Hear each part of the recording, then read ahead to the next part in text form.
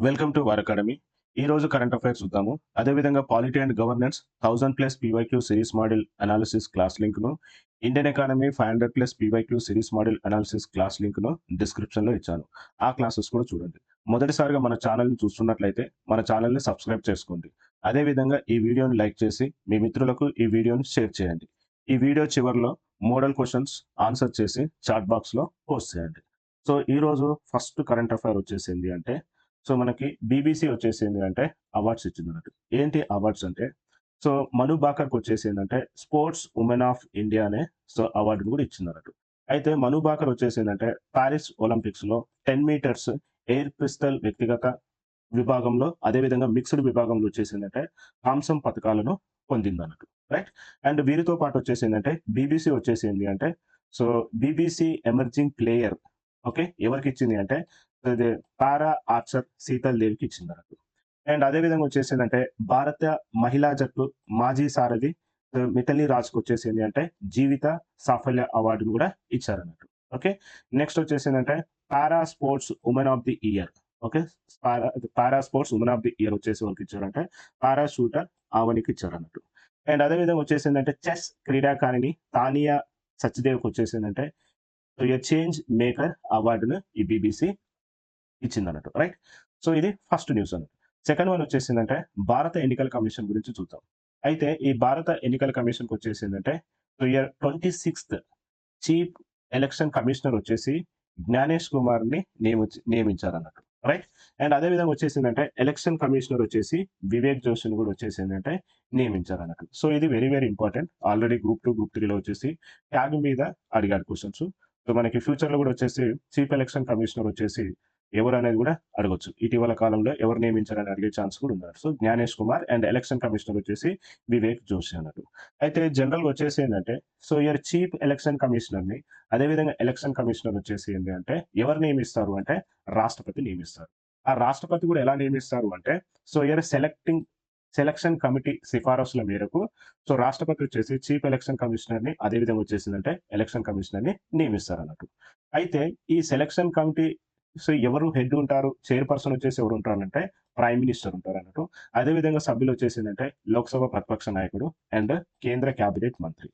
ముగ్గురు కలిసి వచ్చేసి ఏం చేస్తారు అంటే సెలక్షన్ కమిటీ వచ్చేసింది అంటే చీఫ్ ఎలక్షన్ కమిషనర్ గాని, ఎలక్షన్ కమిషనర్‌పై నేమ్స్‌ని ప్రపోజల్ చేస్తారన్నట్టు రాష్ట్రపతి. రాష్ట్రపతి వచ్చేసి ఏందంటే వారిని నియమిస్తారన్నట్టు. అయితే సెలక్షన్ కమిటీ సిఫారసు ముందే మనకి సెర్చ్ కమిటీ కూడా ఉంటుందన్నట్టు.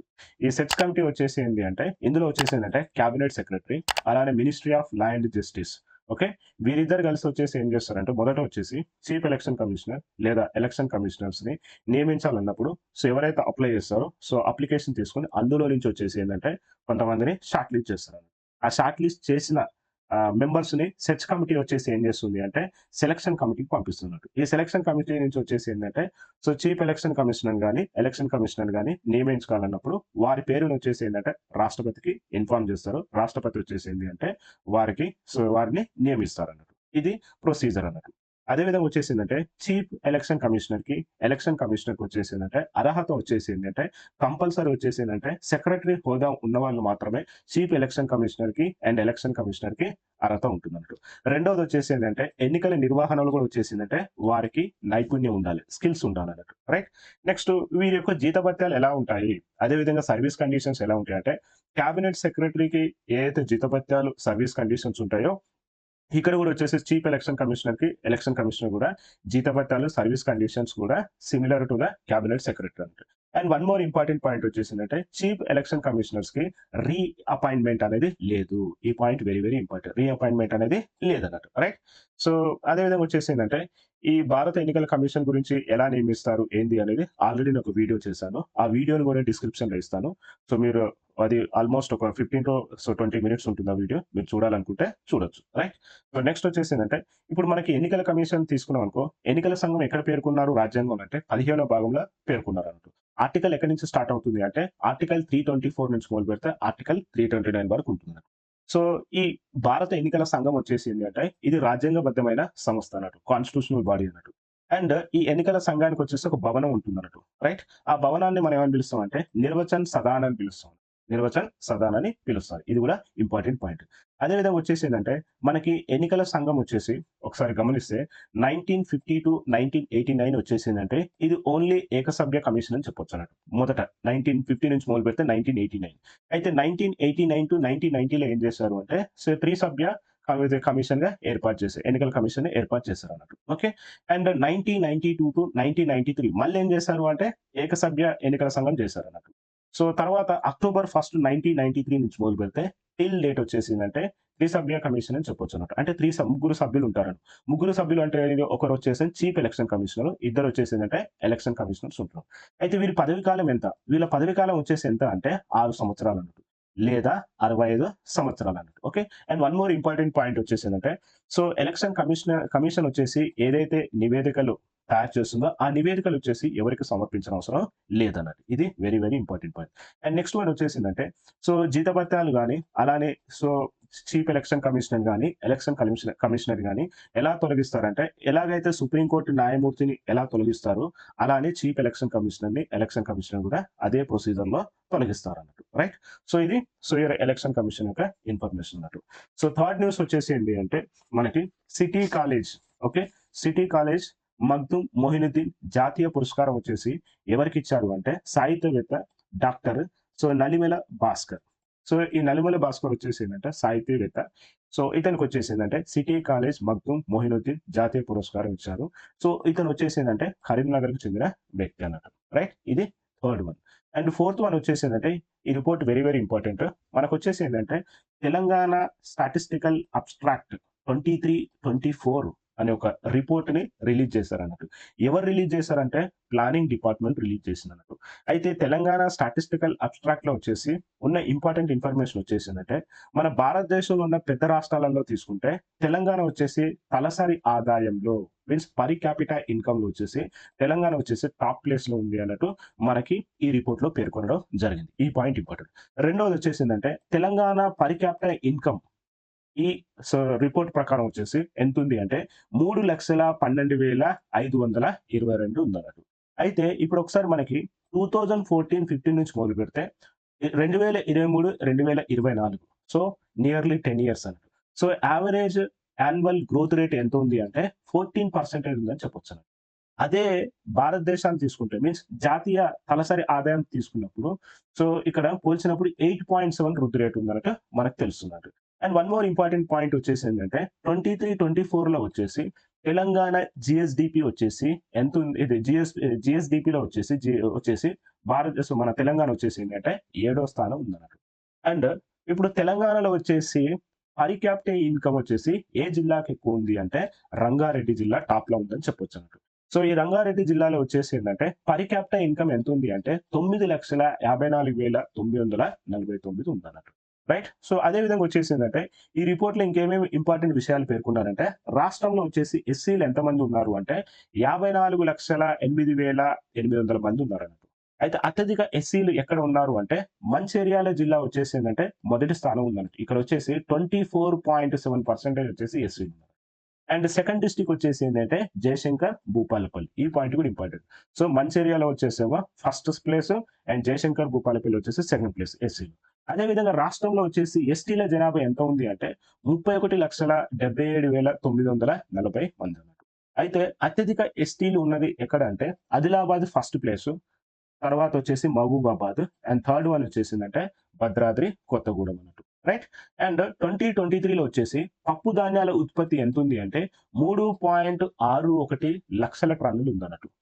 ఇందులో వచ్చేసిందంటే పప్పు ధాన్యాలు అత్యధికంగా ఎక్కడ ఉన్నాయంటే ఆదిలాబాద్ వచ్చేసి ఫస్ట్ ప్లేస్. ఇక్కడ ఎంత ఉందంటే 19.81% ఉందన్నట్టు. అదే విధంగా కామారెడ్డి వచ్చేసి ఎంత అంటే 14.01. ఇది కూడా ఇంపార్టెంట్ పాయింట్. అండ్ అదే విధంగా వచ్చేసి ఏంటంటే ఆహార ధాన్యాల మొత్తం ఉత్పత్తిలో తృణధాన్యాలు అండ్ మిల్లెట్స్ 23 అండ్ 24లో వచ్చేసి ఎంత ఉంది అంటే 207.93 లక్షల టన్నులు ఉందన్నట్టు. ఈ వాల్యూస్ అన్ని గుర్తుంచుకోవాలండి. ఇటీవల జరిగిన గ్రూప్ 2, గ్రూప్ 3 అండ్ గ్రూప్ 1 లో వచ్చేసి ఏంటి అంటే వాల్యూస్ మీద కూడా చాలా క్వశ్చన్స్ అడిగారు అన్నట్టు. కాబట్టి వాల్యూస్ కూడా మీరు గుర్తుంచుకోవాలన్నట్టు. రైట్. ఇప్పుడు వచ్చేసి ఏంటంటే ఇక్కడ వచ్చేసి ఆహార ధాన్యాల మొత్తం ఉత్పత్తులు వచ్చేసి తృణధాన్యాలు అండ్ మిల్లెట్స్ నిజామాబాద్ వచ్చేసి ఫస్ట్ ప్లేస్ ఉందన్నట్టు. ఇక్కడ వృద్ధి రేట్ ఎలా ఉంది అంటే 7.96 ఉందన్నట్టు. అండ్ సెకండ్ ప్లేస్ వచ్చేసి ఏంటంటే నల్గొండ వచ్చేసి సో హియర్ 6.55 ఉందన్నట్టు. రైట్. సో ఇది ఈ రిపోర్ట్ చెప్తుందన్నట్టు. రైట్. సో ఏ రిపోర్ట్ అది తెలంగాణ స్టాటిస్టికల్ అబ్స్ట్రాక్ట్ రిపోర్ట్ వచ్చేసి ఈ ఇన్ఫర్మేషన్ ఇస్తుందన్నట్టు. రైట్. అండ్ అదే విధంగా వచ్చేసి ఏంటి అంటే మనకి మరొక రిపోర్ట్ ఉందన్నట్టు. ఆ రిపోర్ట్ వచ్చేసి ఏంటంటే తెలంగాణ అర్ధగణాంక నివేదిక. సో తెలంగాణ అర్ధగణాంక నివేదిక అంటే ఏంటంటే ఇంగ్లీష్లో ఏమైనా ఏం పిలుస్తారంటే సో దీన్ని Telangana so here economic so Telangana economic statistics report. Okay. So here Telangana economic statistics report 2024. Okay. So పైన చదివిన రిపోర్ట్ వేరే అండి. పైన ఉన్న రిపోర్ట్ వచ్చేసేమో మనకి సో వేరే రిపోర్ట్ అన్నట్టు. ఈ రిపోర్ట్ వేరే అన్నట్టు. సో పైన ఉన్న రిపోర్ట్ వచ్చేసి ఏమని చెప్తామంటే దాన్ని తెలంగాణ స్టాటిస్టికల్ అబ్స్ట్రాక్ట్ రిపోర్ట్ అని చెప్తాం అన్నట్టు. సో ఈ రిపోర్ట్ వచ్చేసి ఏంటంటే తెలంగాణ ఎకనమిక్ స్టాటిస్టిక్స్ రిపోర్ట్ అన్నట్టు. ఈ తెలంగాణ స్టాటిస్టిక్స్ రిపోర్ట్ లో ఏమని పేర్కొన్నారు అంటే మన తెలంగాణ రాష్ట్ర జనాభా వచ్చేసి ఎంత అంటే 3.5 కోట్లు ఉంది అని చెప్తున్నారు.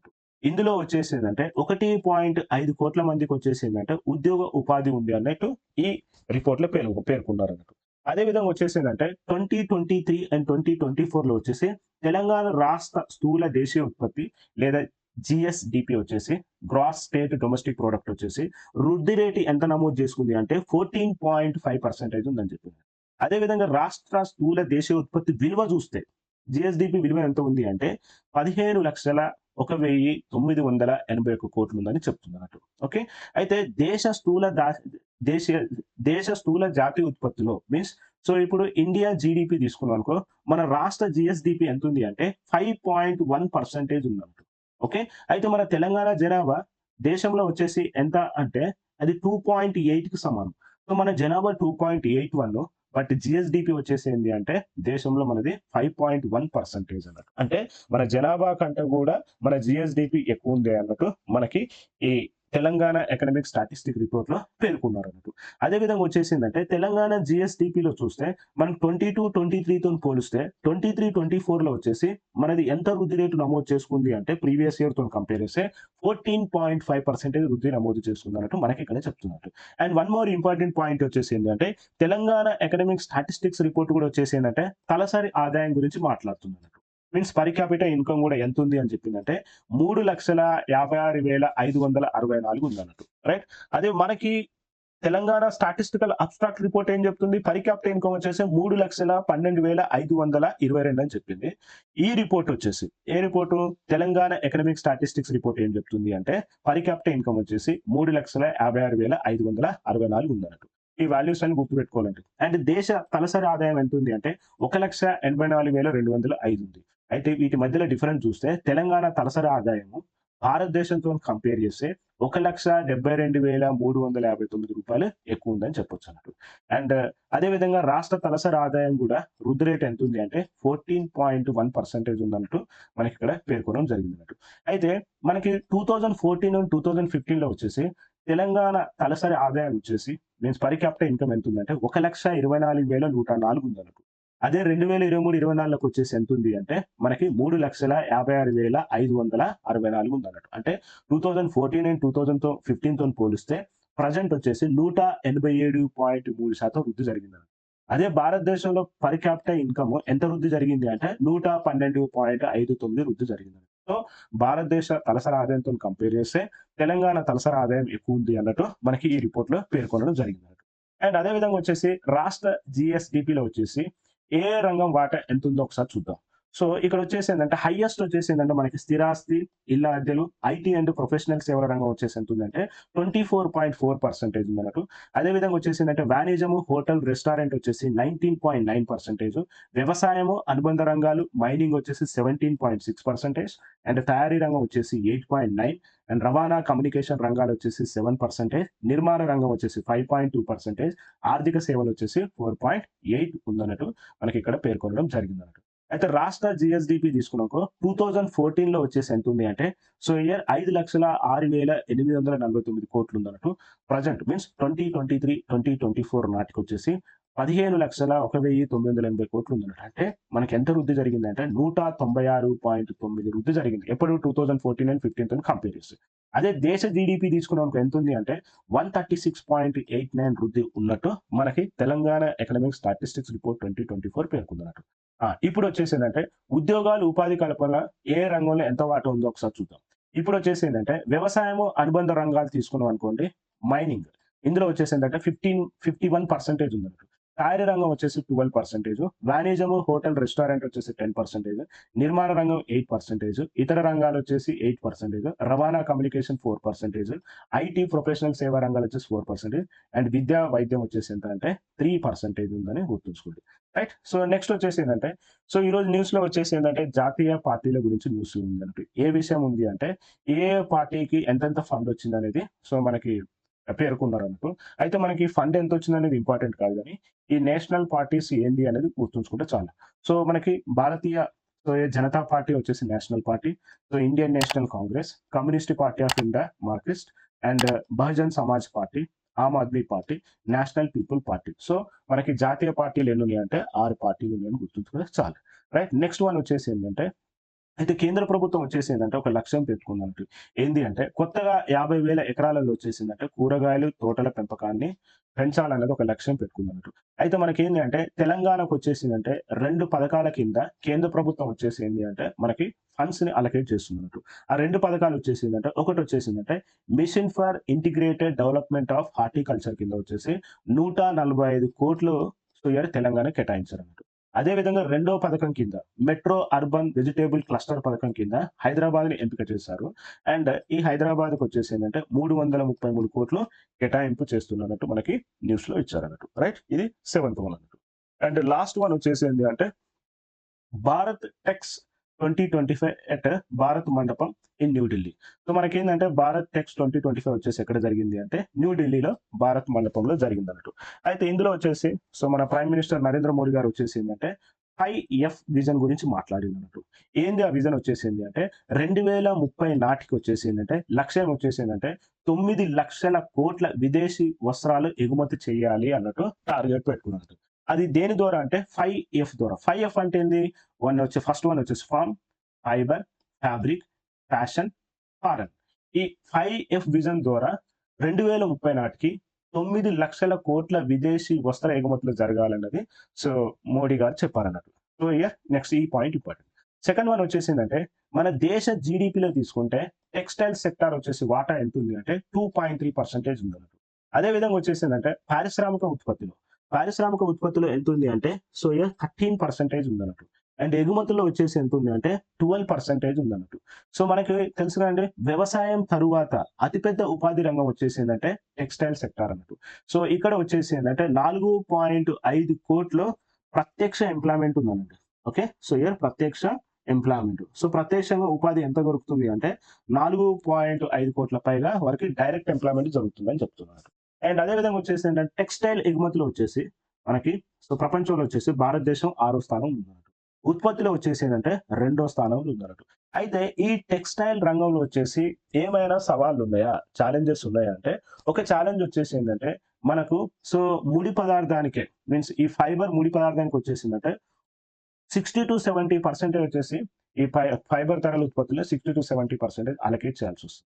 ఇది ఫస్ట్ సవాల్. సెకండ్ వన్ వచ్చేసిందంటే ప్రపంచ కర్బన ఉద్గారాల్లో వచ్చేసిందంటే 10% వచ్చేసిందంటే వస్త్ర రంగం వల్లనే మనకి కర్బన ఉద్గారాలు జరుగుతున్నాయని చెప్తున్నారు. అండ్ అదే విధంగా వచ్చేసిందంటే భారతదేశంలో వచ్చేసిందంటే చైనా, బంగ్లాదేశ్, వియత్నాంతో పోలిస్తే భారతదేశం యొక్క ఉత్పాదకత వచ్చేసిందంటే తక్కువ ఉందన్నట్టు. ఇవి ఛాలెంజెస్ అన్నట్టు. అదే విధంగా వచ్చేసి మరి ఈ టెక్స్టైల్ రంగానికి వచ్చేసి ప్రభుత్వం ఎలాంటి పథకాలు ఏమైనా ఉన్నాయా అంటే ఉన్నాయన్నట్టు. ఏంది ఆ పథకాలు అంటే ఒకటొచ్చేసిందంటే మిషన్ ఫర్ కాటన్ ప్రొడక్టివిటీ. ఇది ఇటీవల ప్రవేశపెట్టిన బడ్జెట్ 2025-2026లో పేర్కొంది. So mission for cotton productivity main ఉద్దేశ్యం వచ్చేసిందంటే సో అధిక పత్తి సాగు చేసే సాగుకి మద్దతు పలకడమే మెయిన్ ఉద్దేశ్యం. అంటే స్థిరమైన అండ్ అధిక పత్తి సాగుకు మద్దతు ఇస్తుందన్నట్టు ఈ స్కీమ్ వచ్చేసి. రెండోది వచ్చేసిందంటే సమ్మర్ద్ స్కీమ్. సమ్మర్ద్ అంటే ఏంది? Scheme for capacity building in textile sector అన్నట్టు. ఇక్కడ వచ్చేసి ఏంది అంటే ఇప్పుడు వస్త్ర రంగంలో వచ్చేసి ఆర్గనైజ్డ్ ఉంటుంది కదా! ఈ ఆర్గనైజ్డ్ వస్త్ర రంగంలో వచ్చేసిందంటే ఉపాధి సృష్టి కోసం వచ్చేసి అంటే ఇన్సెంటివ్స్ ఇవ్వాలనుకుంటూ ప్రోత్సాహాలు ఇవ్వాలన్నట్టు కూడా ఈ సమ్మర్ద్ స్కీమ్ చెప్తున్నట్టు. అండ్ నెక్స్ట్ థర్డ్ వన్ వచ్చేసిందంటే ఇంటిగ్రేటెడ్ టెక్స్టైల్ పార్క్.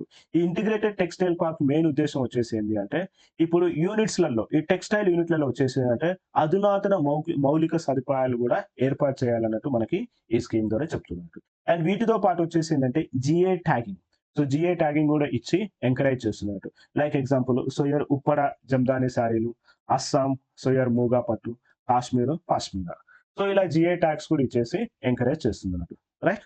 సో, ఇది ఈరోజు కరెంట్ అఫైర్స్ అండి. అదే విధంగా వచ్చేసిందంటే క్వెషన్ ఆఫ్ ది డే చూస్తే ఇది ఫస్ట్ క్వెషన్ అన్నట్టు. రైట్? ఈ క్వెషన్‌కి మీరు ఆన్సర్ చేసి చాట్ బాక్స్‌లో టైప్ చేయండి. అదే విధంగా వచ్చేసిందంటే ఇది సెకండ్ క్వెషన్. ఈ సెకండ్ క్వెషన్ గూడా మీరు సో, ఆన్సర్ చేసి చాట్ బాక్స్‌లో టైప్ చేయండి. రైట్? సో, ఇది ఈరోజు న్యూస్ అండి. Thank you. Thank you very much.